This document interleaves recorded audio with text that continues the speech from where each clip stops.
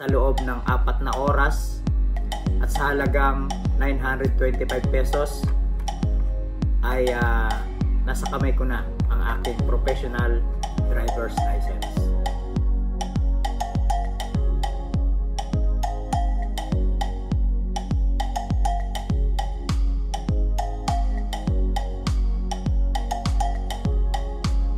Mga kaibigan, sa video ito ay i-share ko sa inyo kung paano ko personal na inayos ang aking professional driver's license from non-pro to professional driver license. Dito ay tuturo ko sa inyo step by step kung paano ko siya mabilis na nakuha. Kung interesado ka kung paano ko nakuha, panoorin mo lang ang video ito hanggang dulo.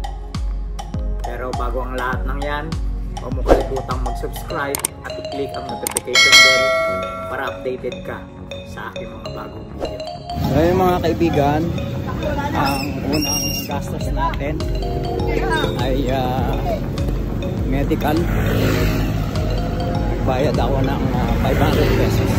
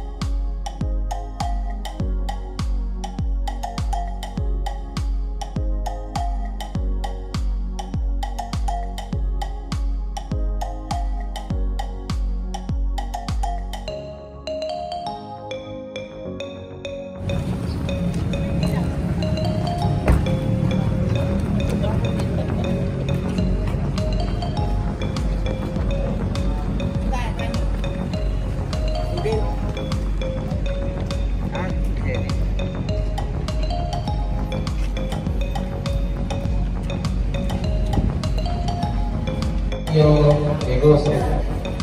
Brave Nabis, Sinapay. Ireneo Negosyo ito.